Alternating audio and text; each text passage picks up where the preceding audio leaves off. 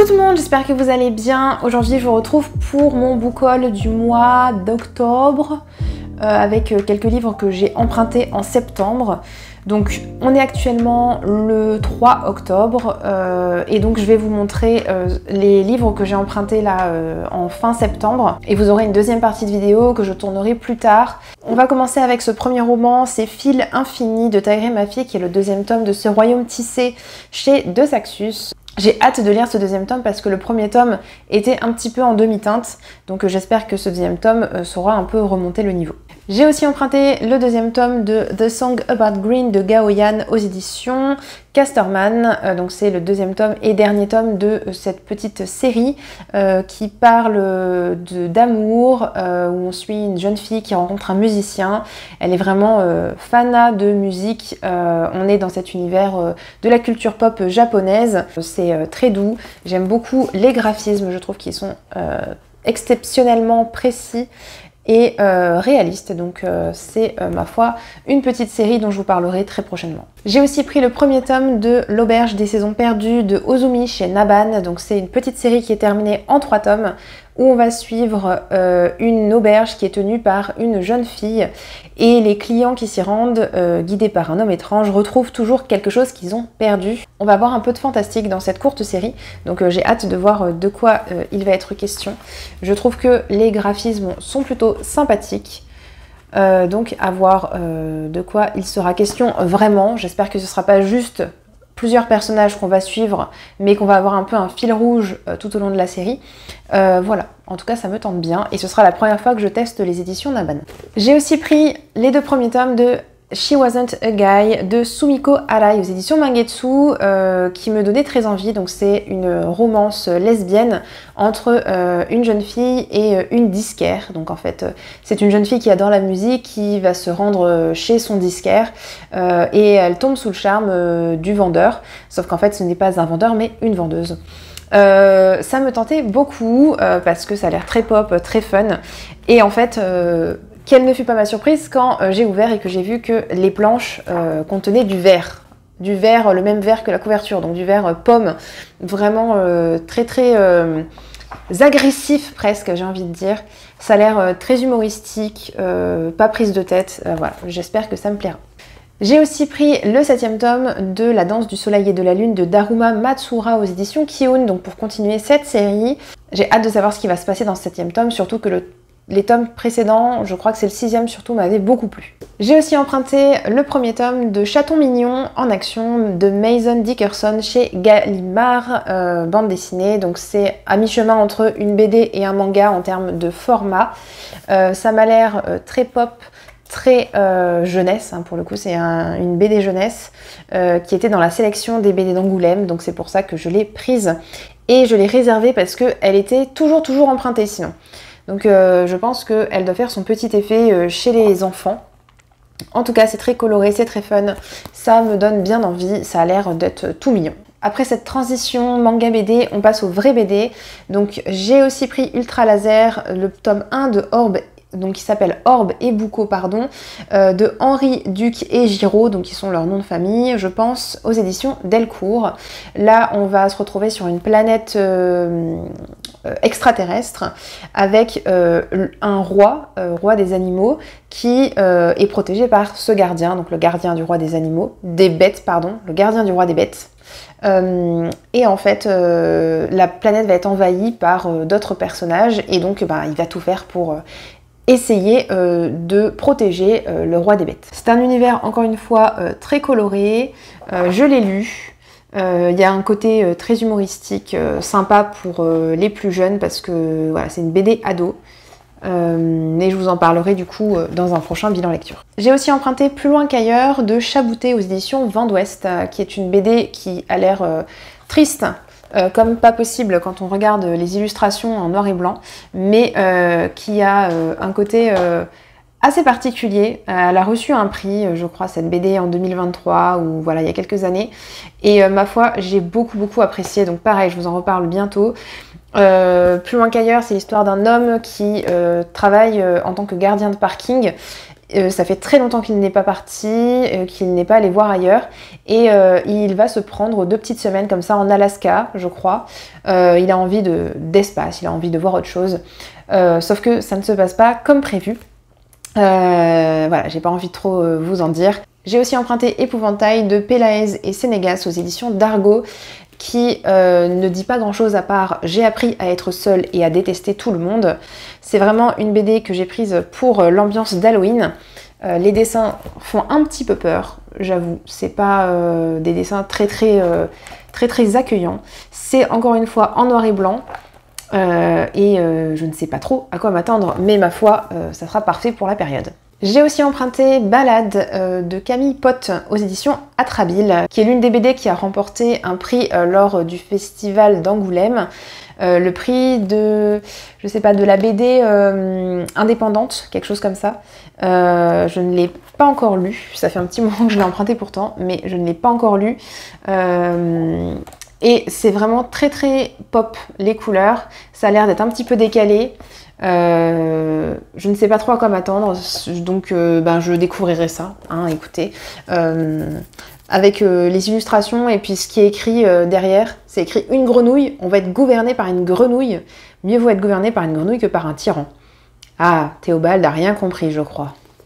Cette BD là, je l'avais vue pas mal tourner. Il s'agit de La Marche Brume, le premier tome, Le Souffle des Choses de Stéphane Fert aux éditions d'Argo.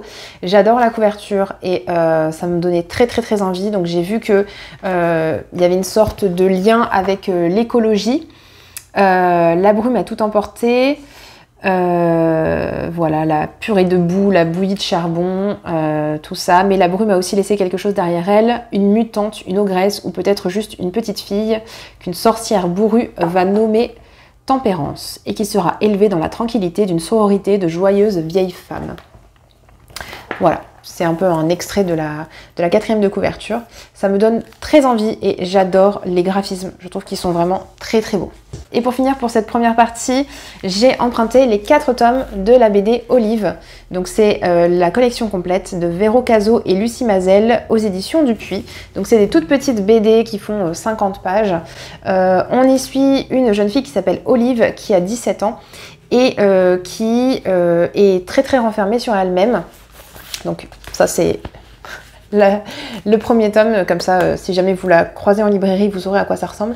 Donc voilà, donc cette jeune fille elle est tout le temps dans sa bulle, elle est tout le temps dans sa tête, elle est très peu sociable et donc forcément les gens la rejettent et les gens se moquent d'elle. Et en fait elle se rend très souvent dans son monde intérieur, donc elle s'est construit carrément une vie à part entière, et arrive dans son monde un astronaute qui débarque comme ça, et en fait il s'avère que l'astronaute existe réellement et qu'il est porté disparu, je crois.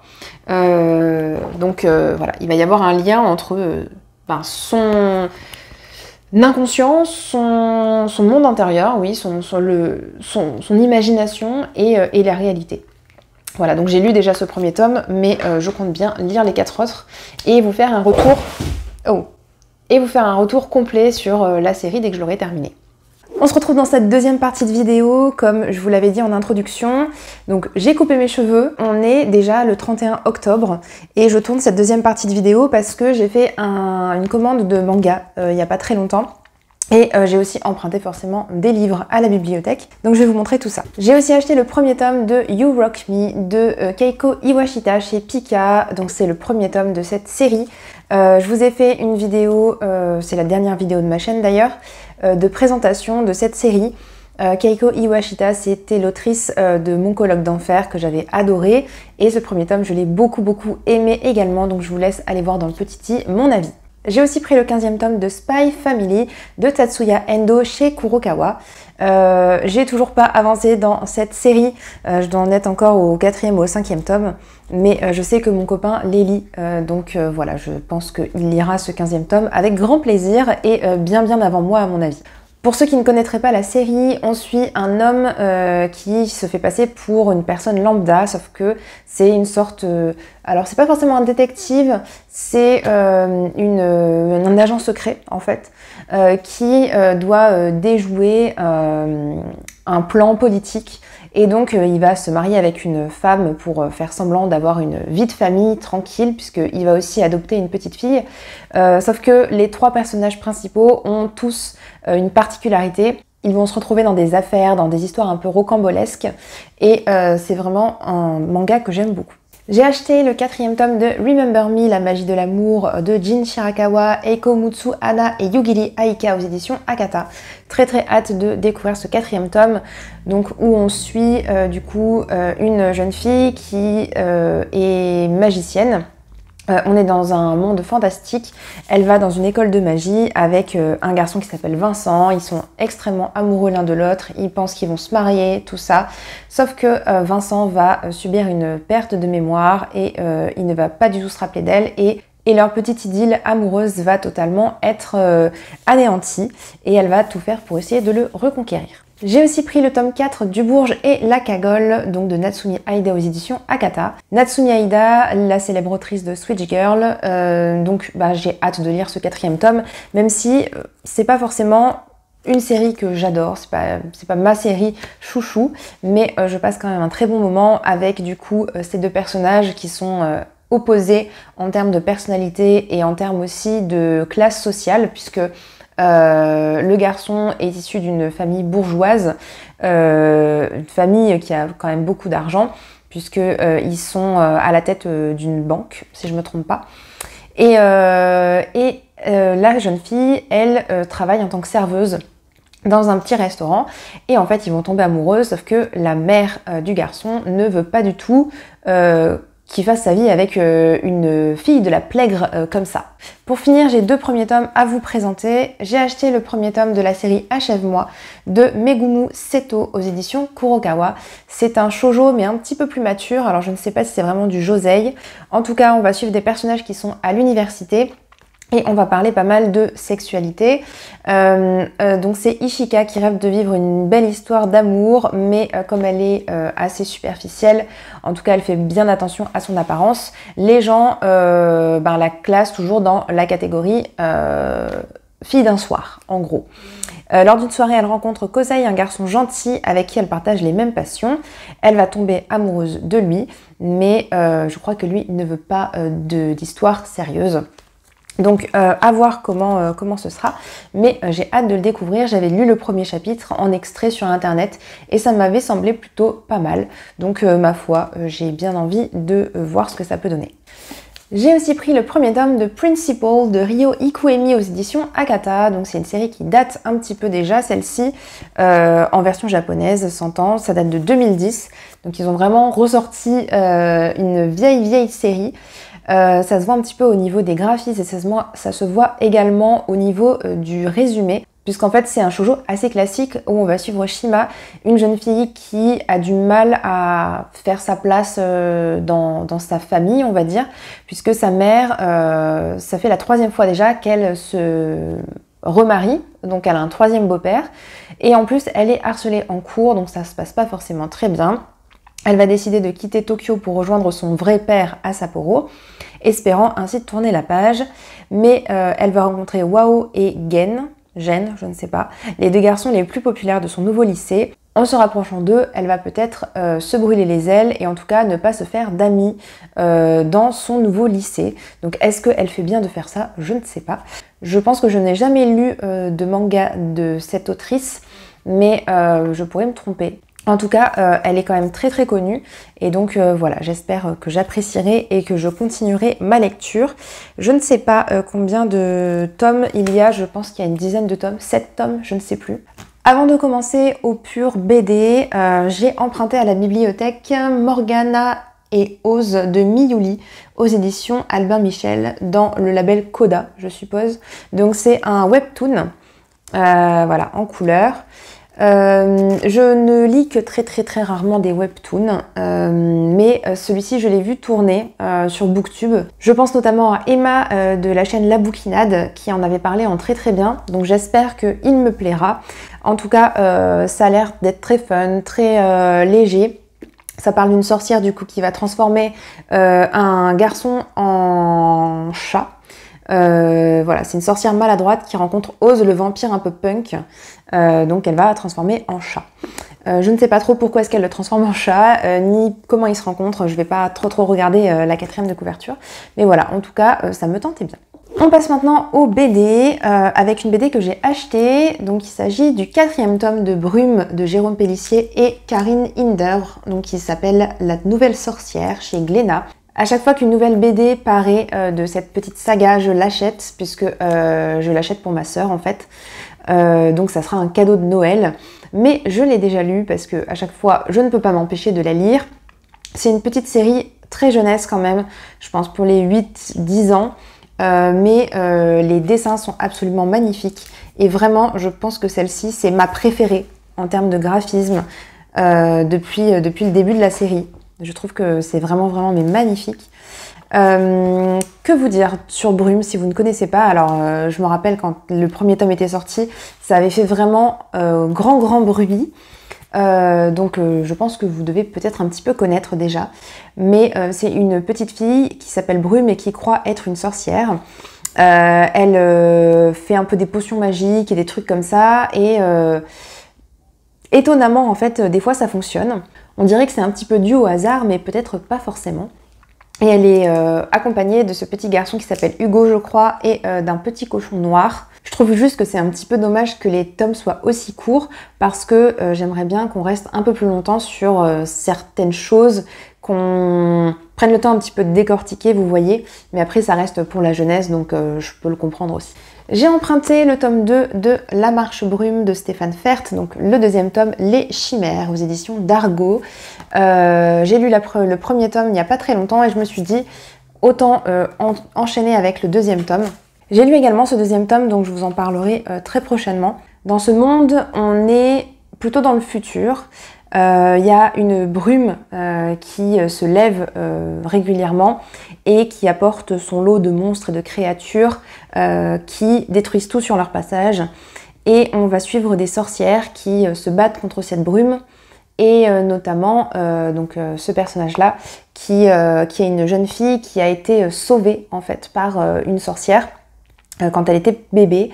Et en fait, on sait que cette personne n'est pas une humaine, elle n'est pas non plus une sorcière, elle est quelque chose de différent. J'ai emprunté Immatériel de Jérôme Dubois aux éditions Cornelius. Alors, je ne sais plus de quoi ça parle. C'est plutôt une sorte d'enquête sociologique ou en tout cas plutôt documentaire, tranche de vie. Je voulais vous lire la 4e de couverture, mais il n'y a rien d'écrit. Je crois que ça parle des réseaux sociaux ou en tout cas du téléphone, de la dépendance qu'on peut avoir, ce genre de choses. Voilà, en tout cas, c'est très spécial niveau graphisme, niveau couleur. J'espère que ça me plaira, mais en tout cas, je vous en parlerai quand je l'aurai lu. Et pour finir, j'ai emprunté Watership Down de Adam Sutphin Sturm. Oula, c'est un peu compliqué à dire, chez Monsieur Toussaint Louverture. Donc c'est pour ça qu'on a une aussi belle couverture, un aussi bel objet livre. Alors Watership Down, c'est un grand classique de la littérature anglo-saxonne, alors anglaise, américaine, je ne sais pas, mais c'est une BD. Alors je ne sais pas si c'est une adaptation du coup, ou si c'est vraiment la BD originale. Oui, alors du coup, je viens de lire la 4e de couverture parce que je ne l'avais pas lu, bien entendu. Donc c'est le roman de Richard Adams, normalement à l'origine. C'est écrit qui fait partie de ces récits mythiques et hors du temps, une épopée sombre et violente, néanmoins parcourue d'espoir et de poésie. Donc ça parle de petits lapins et de leur vie, je pense, des prédateurs qui sont là, qui leur veulent du mal. Et donc il doit y avoir une certaine allégorie finalement de la vie humaine. En tout cas, je trouve que la couverture est vraiment très jolie et fait très automnale et j'espère pouvoir le lire rapidement pour vous en parler. Voilà, c'est tout pour ma vidéo, j'espère qu'elle vous aura plu. N'hésitez pas à me dire en commentaire si vous avez un de ces livres qui vous intéresse aussi. Et si vous en avez lu certains, n'hésitez pas aussi à me dire ce que vous en avez pensé. En attendant, je vous souhaite de très bonnes lectures et je vous dis à bientôt dans une prochaine vidéo. Ciao ciao!